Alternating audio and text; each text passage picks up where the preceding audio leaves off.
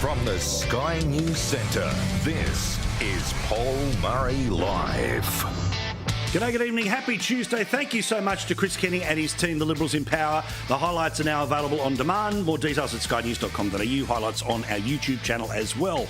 Welcome to what is one of the opinion programs here on Sky News. If you are a casual viewer who's just been dragged in by the documentary, stick around. You may well learn something, but hopefully we connect with you on what we consider to be right. Thank you to everyone who watched the channel last night in such significant numbers in and around the documentary. And again, I hope you enjoyed it again tonight. Again, the PTSD around all of it. I agree with Chris Uhlmann, the fundamental mistake.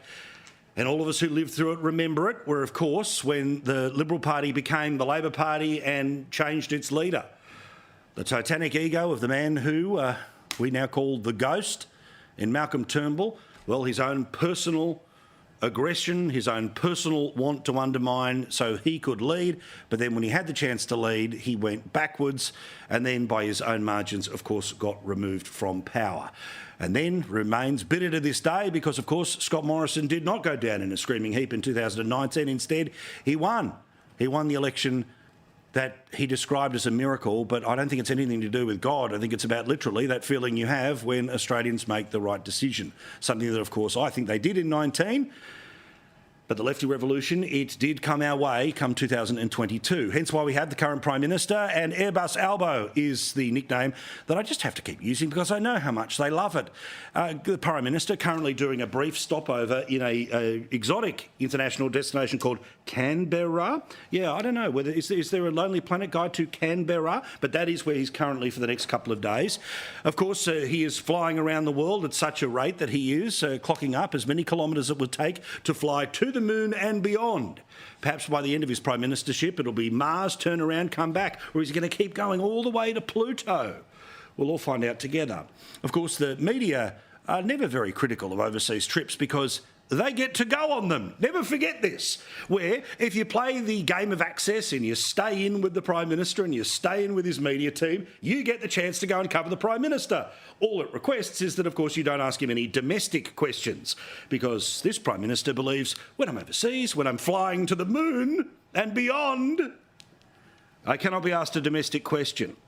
Well, as you know, the economy in Australia, it is hurting normal people like yourself. Well, you feel the python squeeze and the media let you down when they don't ask the Prime Minister of such questions. But polling and the reality of the economy in Australia means the Prime Minister, well, he comes back to this country with a thud during his brief stopover before heading off to the United States to meet with the President of China and the President of the US, who he, of course, met just a couple of weeks ago.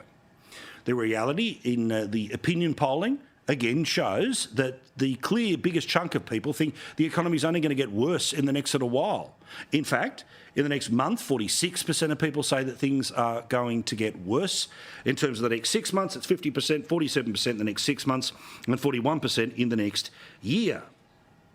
And interestingly, another polling company did some interesting research, and this is one that often informs how the Teals behave, but still, Redbridge is the organisation, and they say that the Australian public is frustrated because the Prime Minister is not doing something about cost of living for the majority of people and the housing crisis. And I've got some details for that in a moment or two's time, particularly for how hard it is for people to rent in this country. A new report, if you're not sitting down, you better do it now because it's very difficult. Of course, the treasurer of the country, we call him Grim Jim because the reality is the numbers of the economy that he's actually overlooking for you are quite grim.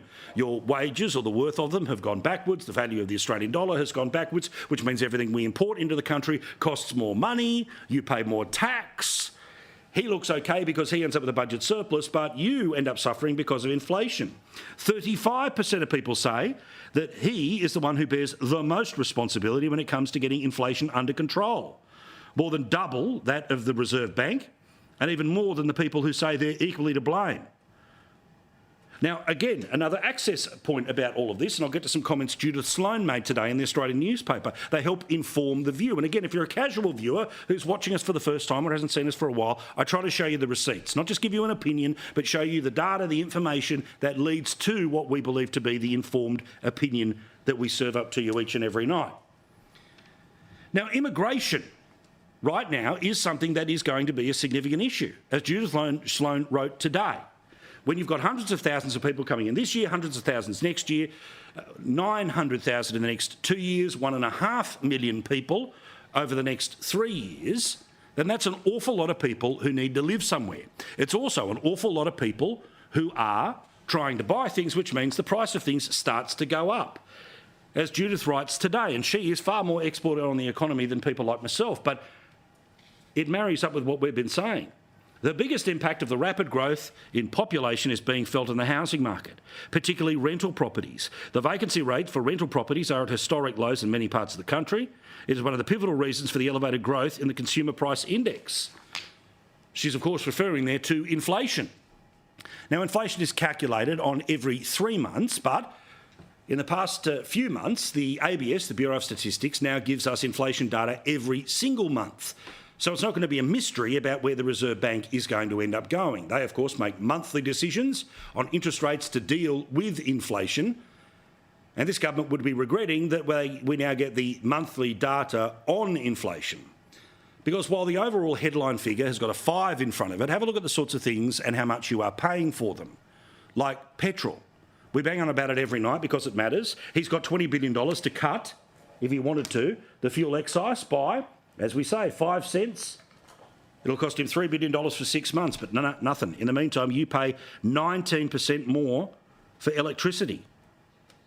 Sorry, for automotive fuel, 18% for electricity. Why? Because this government is taking us from one electricity system to another. It costs trillions of dollars to do, and you have to pay for it. The same with gas. Things like bread and cereal grown in this country, still the best part of 9%. Insurance and financial services. Now, if that was insurance alone, that'd be way higher, because anyone who's attempted to get insurance for the house, the boat or the car knows that that is up way more than it was this time last year. Dairy, housing, food, all of it way above average. But tonight I want to particularly focus in on some data about how difficult it is for people to rent. It literally is the last line of independence when it comes to having somewhere to live. If you don't own something, then you have to rent something. If you can't do it on your own, you end up sharing it with other people. The other option is, of course, to move back in with other members of your family, and then, for sadly too many Australians, in fact a record number of Australians, more Australians than ever before in our history, they are homeless. And according to these numbers, those homeless numbers are going to get worse. Why? Because according to this data today, rental affordability around the country is getting worse. The worst it has ever been. Think about the difficulties and all the different things that we've been through during our lifetimes. This is apparently some of the worst it's ever been. SGS Economics put this together in collection with, as you can see, a bunch of other groups, and they put out today the Rental Affordability Index. This is their report. Now, it gets quite complicated, it gets quite granular, it gets quite detailed. Basically, Sydney, Melbourne, Brisbane, all unaffordable if you're a pensioner living by yourself, let alone in a relationship. But if you are a single full-time parent, it is unaffordable to rent in Greater Sydney, unaffordable in Melbourne, unaffordable in Brisbane. Now, how do they come up with this number? Well, basically, if you're spending any more than about 30% of the money that you get each and every week on your accommodation, well, that is starting to create a situation where you are under rental or financial stress, and therefore most of the properties, if there are any, available in Sydney, Melbourne or Brisbane are too expensive for somebody who is a single parent working full-time. What about a couple where only one is working but you have kids? Greater Sydney, unaffordable. Also, Greater Brisbane, unaffordable. Same with Melbourne. In terms of a couple who don't have kids but they're on the minimum wage, Greater Sydney is unaffordable. Greater Melbourne is moderately unaffordable. Greater Brisbane is unaffordable. Add to all of this the availability of rental homes, and that is as bad as it has ever been.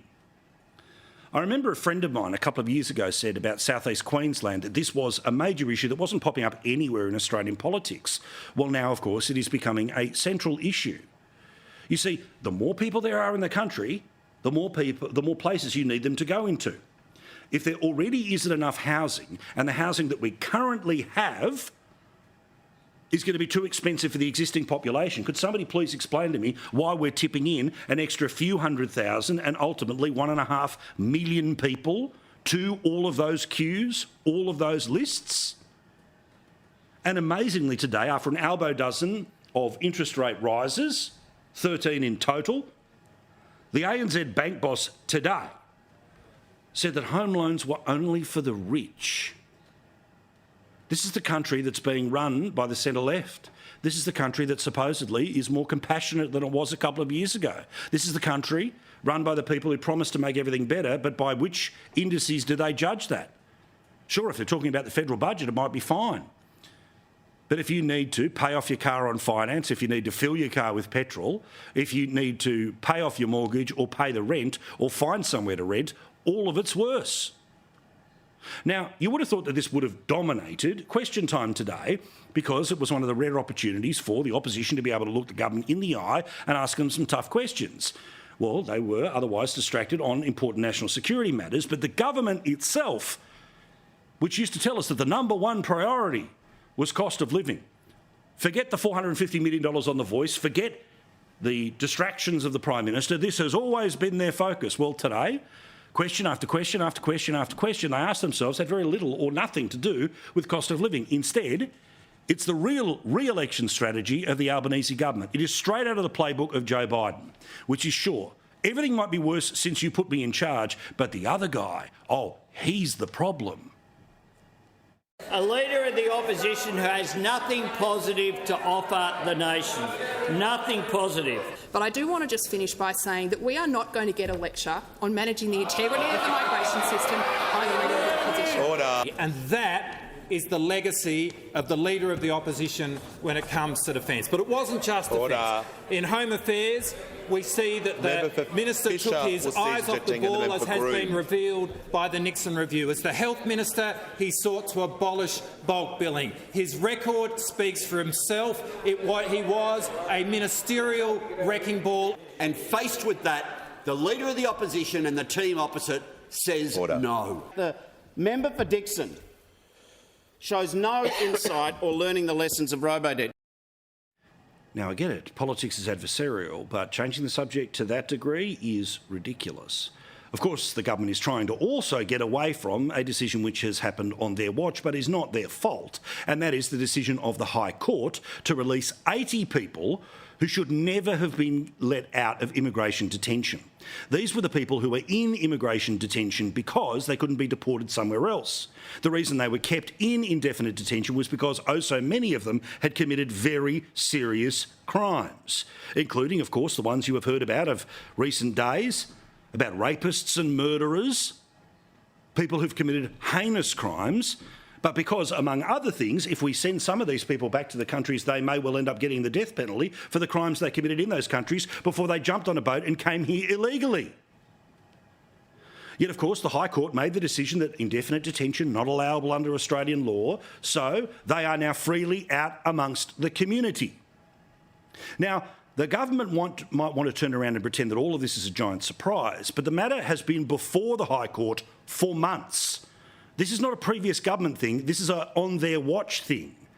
Now, while the decision is not controllable by government, the response to it completely is.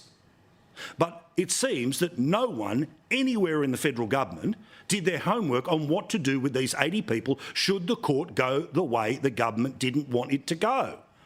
But of course, the decision was made last week, and the Home Affairs Minister, Claire O'Neill, who has nothing to say about hate preachers, but everything to say about Donald Trump Jr. and everything to say about the evil Leader of the Opposition, what was her work on this? What was the Immigration Minister's work on this? Instead, today, an extraordinary answer to a question that no one thought they'd have to ask, because the work of this government surely had been put in place to find a way to continue to keep 80 people behind some form of bars, because the crimes they have committed are worthy of staying in jail, but more importantly, being booted from the country. Have a listen to this question. Can the Minister confirm the Albanese Labor government is now paying welfare payments to the 81 hardcore criminals? So the answer's no, right? Because of the crimes that have been committed, they would be ineligible for all these payments, right? Wrong. The answer to the question is yes, but have a listen to the way the Immigration Minister doesn't use the word yes. I can confirm that any individual released from immigration detention is being released under the policies that are long-standing under both sides of politics that ensure both the supports that are available under SRSS, but also for all of the reasons around community safety that I've already articulated. So, yes, the welcome mat is being rolled out to these people as if they were people who were released from immigration detention because they were finally found to be refugees. From the Home Affairs' own website, let me try to explain what this system is. What is now currently available to 80 people who this government did no work on to deny them. They have financial support. They have accommodation. They have access to healthcare. They have access to education for their school children, if they have any. They have caseworkers to help them move from detention into the wider community and case management. My colleague Peter Credlin starts to put some dollars on this for you, as she explained in her show, but I'll repeat now. They can get $3,500 for material hardship. They can get $800 as a loan in advance. They can get a household goods package, so we're paying for the TVs of which they won't be watching us on. Or if they're smart TVs, the government will guarantee that they'll have to watch the ABC first. $9,850, and they'll even pay for the damn removalist. This is extraordinary. Again, the government is not responsible for the 80 people being released into the community. That's the decision of the High Court.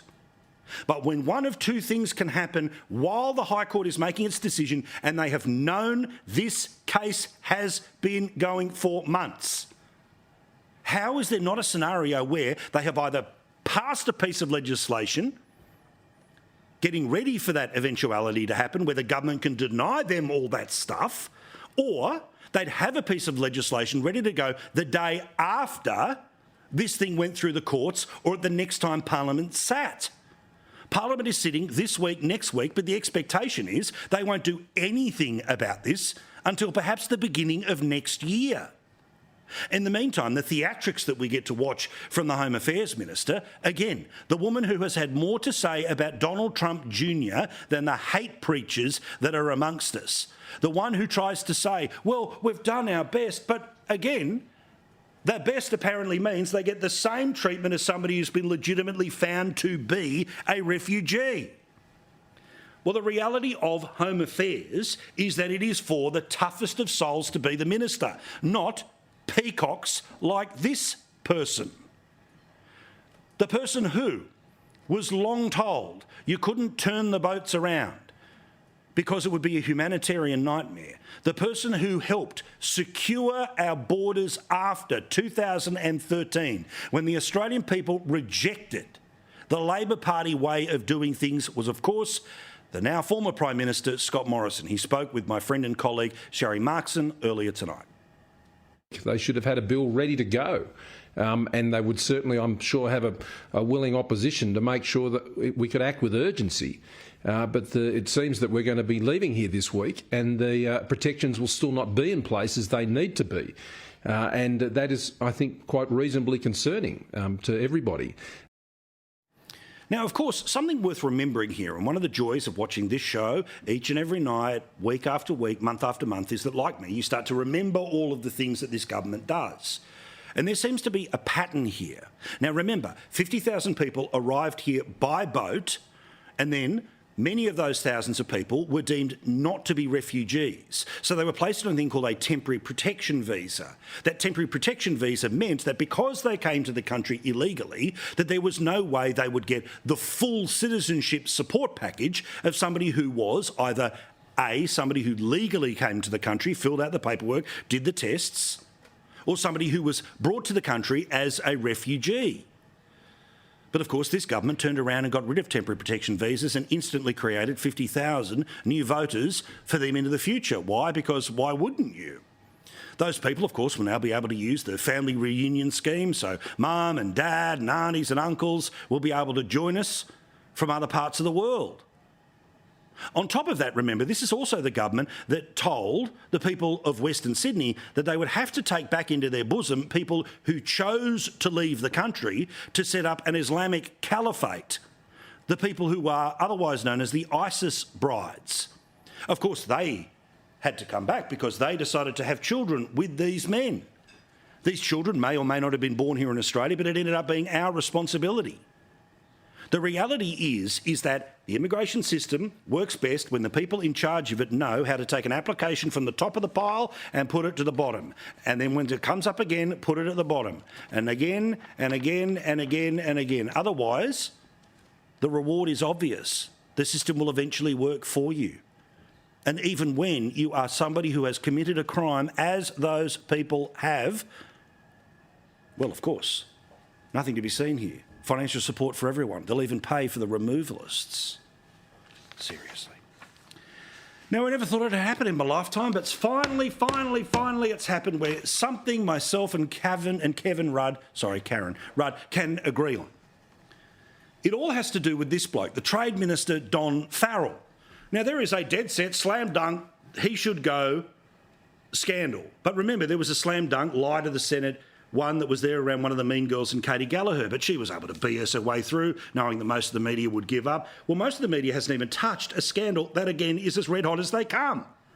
You see, one of the jobs that the Trade Minister has is the ability to put somebody of his choosing in as a trade envoy in San Francisco and California in the United States. The job was advertised, there was a selection committee, and this lady is the one who was chosen. However, she's not the one who ended up getting the job. Instead, Don Farrell decided not to go for the woman who applied for the job, but to give it to a bloke called Chris Ketter, who didn't even apply for the job in the first round. His experience, as you may well be able to deduce from the background, is that he was a brief backbencher for the Labor Party in the Senate and a mate of Don Farrell. He got the job over the woman who was better qualified, who was already chosen by a panel of people, and just to rub it all in, she has to train him for the job that she's supposed to have. But the minister picked a mate from the Labor Party, from the Senate, to the job. So as for the ambassador and myself being in the same place at the same time on this issue, we turn to the Australian newspaper, the only part of the media that continually reports on this story. And because the Australian is the only one reporting on it, the rest of the media say, oh, nothing to see here, nothing to see here. Don Farrell, he's too powerful, he's a factional man, don't want to be cut off from the information teat. Dr. Rudd is understood to have been stunned at Senator Farrell and that he would pick someone from the San Francisco trade post with no experience in attracting US investment to Australia as the job requires. Don't forget, he didn't even apply for it. A month before the appointment was announced, Dr. Rudd, use our proper terms or there'll be a complaint, and others at the embassy were venting their disapproval with colleagues. One senior source says that they were very surprised, thinking this seemed crazy because the guy was a union official who didn't have business or commercial experience and any background in trade and investment. And before it was public knowledge that Kristen Thompson was the preferred candidate. So again, why is it that only the Australian is reporting on this, and good on them for following up on this, and the rest of the press gallery, no interest whatsoever? May I suggest, because one of the people who is part of the team of people who end up travelling with the Prime Minister as he travels around the world, or literally from here to the moon and beyond, is Don Farrell. Here he was in China a couple of weeks ago, side by side with the Prime Minister, giving interviews to plenty of people, keeping everyone inside the loop, making sure that everyone who goes on the bus stays on the bus, and you couldn't dare call him out for something that would have sunk a Liberal minister a long time ago. In the next couple of weeks, there's going to be another one of these school strikes for a lefty cause. As we told you last night, the plan is for a school strike beginning in Melbourne, but it'll go national in support of the people of Palestine.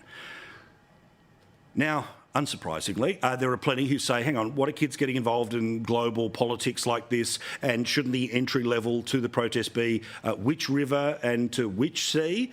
Many probably wouldn't be able to follow it, but there is a plan for the protest. And unsurprisingly, one of the chief supporters of the decision of school kids to leave Australian classrooms to argue for ceasefire or peace or the removal of the Jewish state in the Middle East, the Greens. Well, the Greens back the students' decision to attend the strikes, both for, climate action and also in support of Palestine and Palestinian children. Now, far be it from me to have a negative opinion about lefty school kids being used as ciphers for what the Greens want, but we've seen this before, haven't we? Remember the climate change strikes, which happened almost every single month during the last government and then magically don't happen under the government that the Greens have a greater say in? Well, that's exactly what is happening here. Again, a point made by Radio Hall of Famer Neil Mitchell on 3AW this morning. I reckon they're being manipulated. I think the state government has to stand up and say so. The federal government has. The state government's got to stand up and say, leave the kids out of it. I'm with him. All right, now let's talk about other people's money. Other people's money. This is where government likes to spend what you work so damn hard for. Other people's money here. And of course, there's no better example of that than the Queensland Premier, Anastasia Palaszczuk. Now remember, she's already used other people's money, your money, to make a taxpayer-funded video that is obviously an election campaign ad, but her office said no additional taxpayers' funds were used in it, which of course means that the people who made it were the people who were already being paid by the taxpayer to work in her office. Now, of course, she could spend the money that she spends promoting herself on fixing things like ambulance ramping. This is where ambulances are queued for longer than they have ever been queued before because there's not enough room in the hospitals. And even if you do get into a hospital, remember this Queensland government, when you're an outpatient, sends you to SeaWorld because there's no room, let alone the issue of Queensland's crime that remains rampant up and down the coast, in land and by the sea. Well, we learned today about another example of this power-mad Premier who runs a very effective political operation, a terrible state government, but a very effective political operation for the best part of a generation has been in power. Bar the 3 years of Campbell Newman, it's been Labor all the way for the past 30 years. So everyone knows, essentially, you don't rock the boat when it comes to the Labor Party. If you work for one of the commercial TV stations up there at Mount Cootha, yeah, and you get a little bit long in the tooth, or maybe you want a fast pay rise, you go and work for the government. In fact, many of the people who have reported on Anastasia Palaszczuk during election campaigns go on to work for her straight after the election campaign. It's happened over and over and over again. So there's lots of people with a vested interest in no changing of the government. But amazingly, today, again, great reporting from the Australian newspaper. They hit it out of the park today with the exclusives. Anastasia Palaszczuk is using taxpayers' money for polling between now and the next state election. Explosive new documents obtained by the Australian under the Right to Information laws reveal that Ms Palaszczuk's department has launched one of the state's biggest polling projects, which will run for 66 weeks and end ahead of the state election campaign when, of course, Labor will have to start paying for the polling. It'll cost at least $393,000 for waves of focus groups every 6 weeks from the opinion polling company Ipsos Public Affairs. Now, this is the same trick that Daniel Andrews used during COVID, which was he would test with a focus group what the decision would be, see how the focus group goes, and then know that when he announced it, there would at least be some sort of support for it that he would then tailor his message to, and cutting out all of his critics. It, of course, was very successful in, again, a state that, with one exception of Dennis Napthine, is otherwise a Labor state and has been for the best part of 30 years. So all I can say is this. For the LNP to even get close at an election where that much is stacked against them, it is extraordinary. But for them to win an election means they need the people of Queensland to ignore the noise, to ignore the spin, to ignore the garbage on Facebook or social media or the taxpayer-funded propaganda, and think about whether your life is better than it was 3 or 4 years ago. Cost of living, rent, crime, access to an ambulance. We've literally had people on this program whose stroke got worse because the medical equipment that would be needed to know how bad someone's stroke wasn't in a country hospital. We've told you the story multiple times that in some regional parts of Queensland, if your partner needed to be taken care of in the back of the ambulance, you would have to drive the ambulance because there's only one paramedic. I said it last time. I tried not to do it for years, but I have to say it again. Flush, get rid of them, flush. Quick break, back with more. Plenty to fire up about. Megyn Kelly as well tonight on a big edition of Paul Murray Live. Looking forward to it. Well, megastar night tonight. Megyn Kelly in a couple of minutes' time. Matt Canavan, for his sins, gets sent to Canberra, but it is the job he kind of puts his hand up for every 6 years. He joins us, of course, from there, and the man who, no doubt, for rewarding to talking points, will be sent to the Senate at some time in his lifetime, Joe Hildebrand. I'm just here with Matt for the Catholic caucus. This is the right room. All right. Now, let's start here. Matt, we're going to fall right into where I suppose the super lefties want us to go, which is to be, three angry old blokes having a go at kids voicing their opinion. But I'm going to go there anyway, right, which is about these student strikes that are going to happen later this week. Now, again, these kids are being used just as they were by the Greens and other forces in the lead up to the last election because, remember the climate strikes? Well, the climate didn't magically get fixed because you got the government that you wanted, all right? China still exists, polluting plenty more till 2030, but all of the strikes stopped. So are the kids being exploited or are the kids getting out there and speaking on the behalf of other kids that are dying in Gaza? Matt? Well, say a couple of things here, Paul. First of all, I really feel uncomfortable involving our children in this generational conflict that's occurring in the Middle East.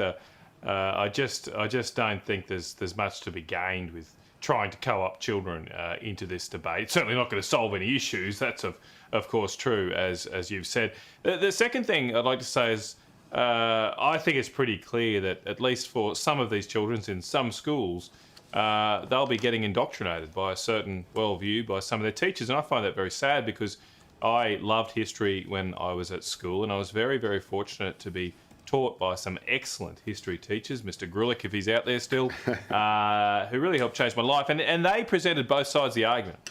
That history teacher, Mr. Grulich, he grew up in East Germany and could have easily gone on screeds against Bolshevism and communism, but he actually did a really good job of teaching both sides of the argument, exposing children to both for and against of different points of view. I doubt that's happening for some of our young children in some of these schools, and I think it's very unfortunate that they'll be taught such a one-sided view of history. Joe, again, I understand that passion starts at different ages, but it's the fact that this is pro forma way, which is when you want to win a cause, for want of a better term, focus in on the kids because doesn't everyone want to think of the children, right? Will there be people that will have passionately followed this for months and months? Sure, but it won't be the bulk of them. Yeah, I think, kids are obviously always going to be rebellious and they're always going to want any excuse to wag school. Yep. I certainly did, and I certainly did. I think my real concern is that you've got adults actively egging them on and, quite frankly, sort of almost pushing them. And by this I mean the Greens. I'm not sure if there's any activism in the classroom or not, but the idea that the Greens would actually sort of push them into a position where they are, by default, supporting a terrorist organisation that's revealed itself to be every bit as brutal and ugly and horrific as ISIS. And I think a lot of these kids will probably come to their senses later in life and think, oh my God, I can't believe I marched in support of Hamas. The other question is, because again, Hamas is the elected government of Gaza, and there is no getting away from that. It did not seize power. It was elected a very long time ago, and in the West Bank of Jerusalem, they're worried that Hamas would get elected if there are elections there. So, forgive me for interrupting, Matt. You're in the Sky News Canberra bureau now, right? Aren't you? Yep, I'm in the press gallery. Did somebody move Big Ben into the studio with you? Because all I can hear is a ticking clock that is constantly going off behind you. I don't know what's happening here. Well, I don't Someone's know about body that, clock, my body the clock, but clocks are dear God, very all I can hear loud is here. click, click, click. Like they're all going off at once. The clocks are very, very loud. It's the climate I don't know clock. why it is, but if you're in here on your own, it's quite disconcerting. That's it's like they're still set to teach you how every day it takes, it's like school here. It's like school here, Paul. So you hear that second clock, it's like, it's so long till the end of the day.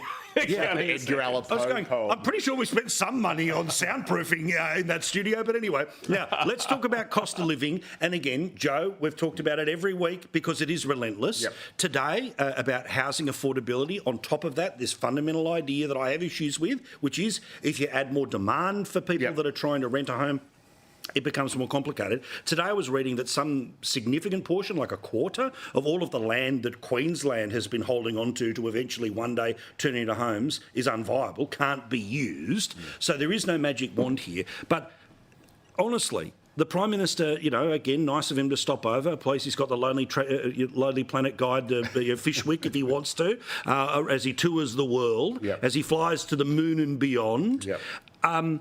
But no real focus on this when Parliament returns.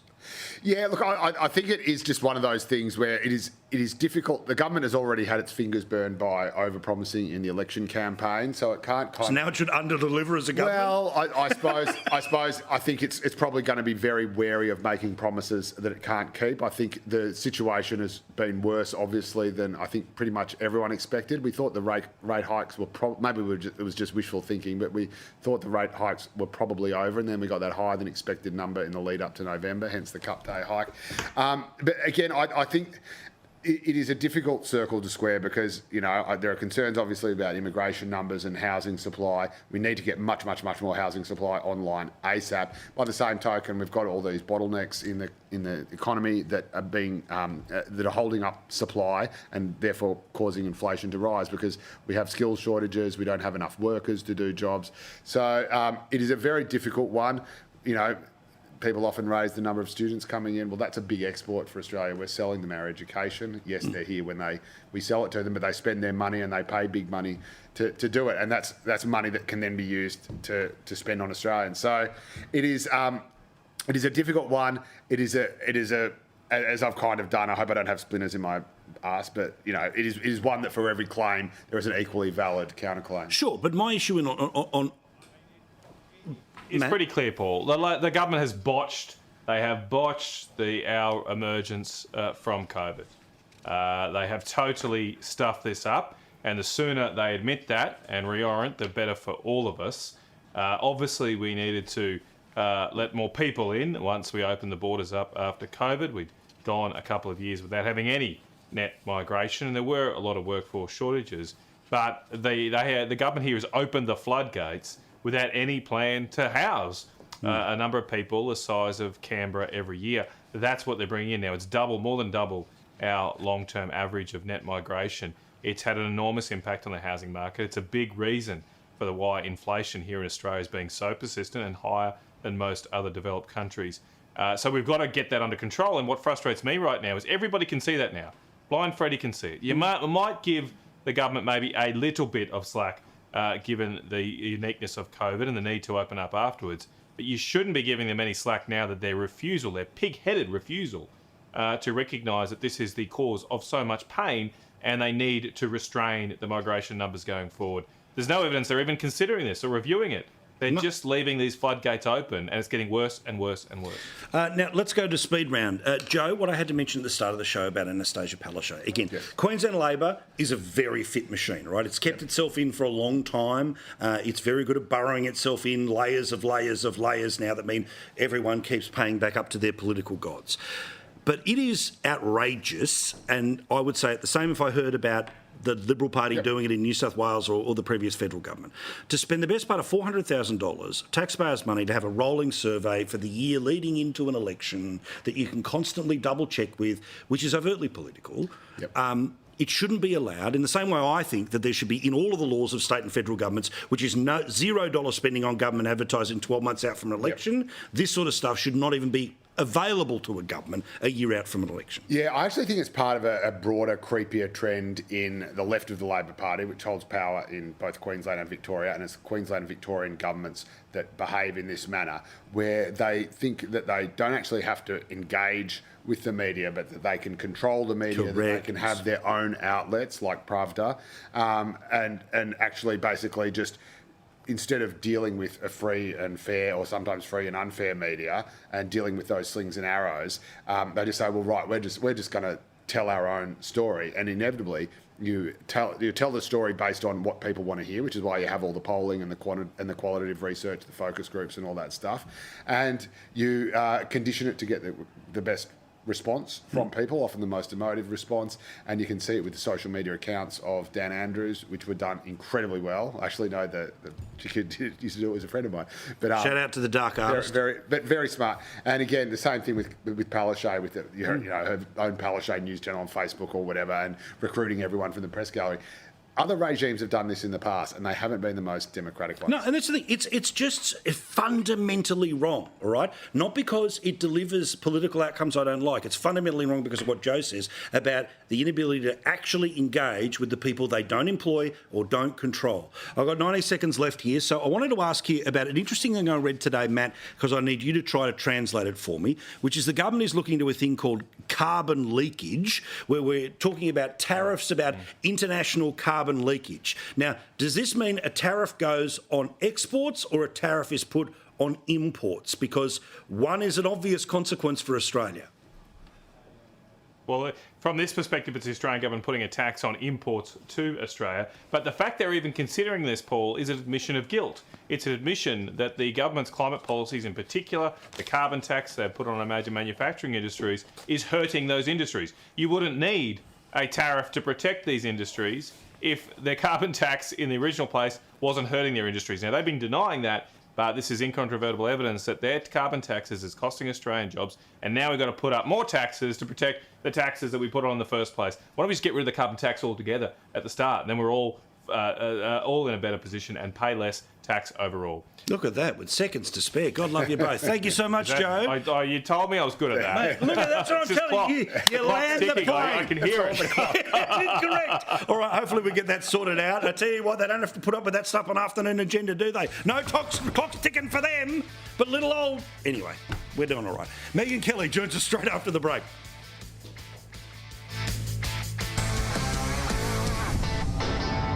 Part of the week is when we talk to Megan Kelly. Let's do that right now in the United States. The host of the Megan Kelly Show joins us from the Megan Kelly studio in the world of Megan Kelly. Have I said her name enough? Here she is. Hello, Megan.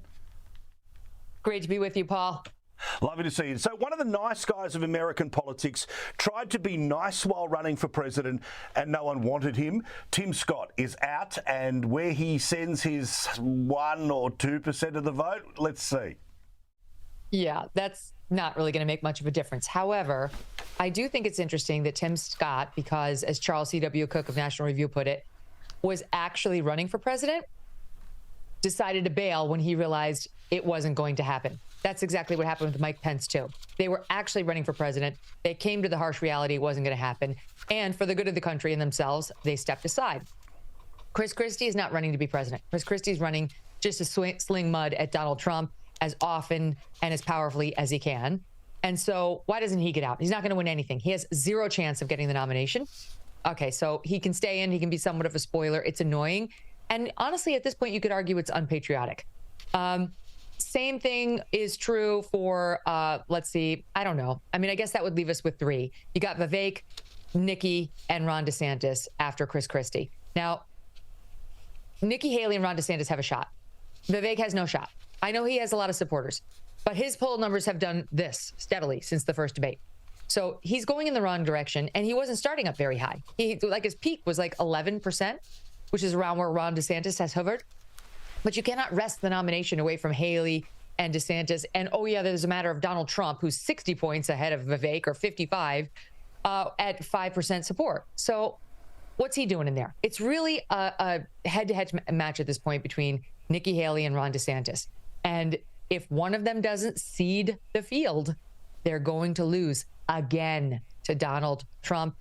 New York Times poll that we spoke about in some detail last week, the deeper version of it has come out in the past couple of days, and it shows Trump on 39, Biden on 35, but then RFK on 25. You've also got Jill Stein, who was there in 2016 running for the Greens, and the Senator Manchin, Joe Manchin, of course, who's getting out of West Virginia, and he's going to go on a national tour, which of course may well mean he ends up as a potential option. Now, again, none of these people that aren't the Republican or the Democrat end up becoming the president, but it is really interesting to see that RFK, with all of the crazy, I think he's going to be the candidate for, frankly, the, dare I say, the podcast and Twitter world that don't want to play Biden and Trump again. That's why if he gets 15%, he actually qualifies at a presidential debate, and that would be fascinating to see. First time since Ross Perot back in '92. I would love to see RFKJ at a presidential debate. He's such an interesting man, and he's got very well-founded opinions on a number of things, and I realize he's a bit conspiratorial too. He's not right about everything, but good luck challenging him on his facts, because he's got them at the ready and he's prepared to argue them, which will not be the case for either Trump or Biden. But alas, we are in fantasy world because there's not going to be any general election debates. RFKJ would be the only one standing up there with Jill Stein, I guess, because mark my words, Biden's going to say, if it's Biden, I'm not standing up there next to an insurrectionist. I'm not standing up there next to somebody who's a convicted felon, which Trump probably will be by that time, because he can't do it. He can't. We absolutely know he cannot debate against Donald Trump. Just to bring up the things he lied about the first time between the two of them, and their last 3 debates together would be enough to sink him, but forget all of his cognitive abilities and so on. And I think at this point, Paul, Trump may be very happy to take that ticket out, because Trump's lost some spin on his fastball, to put it charitably, himself, and is not exactly a spring chicken. And I'm sure he would love to skip not only the primary debates, but the general election debate as well, and coast right into the presidency, because right now that's how his polls make it look. He's going to do. But you mentioned about Trump and his fastball. The reality is, for multiple times he keeps pretending that Barack Obama is still the president. To go in, but they were interviewing him 2 weeks ago, and they said, "What would you advise President Obama? The whole world seems to be exploding and imploding." He has now 6 times confused the fact that the sitting president is Joe Biden, not Barack Obama.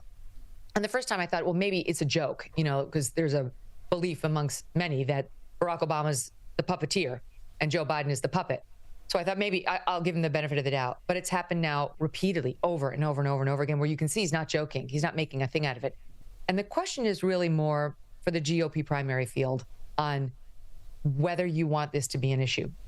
It's very clear it's a winner for Democrats and Republicans against Joe Biden. He's too old. Everyone agrees. 72% of the country does anyway. Why would you run somebody against him who's got even a toe in the dementia possibilities field? What does this? Slip, slop, slap, slop, slap, slip on a shirt, slop on sunscreen and slap on a hat. This.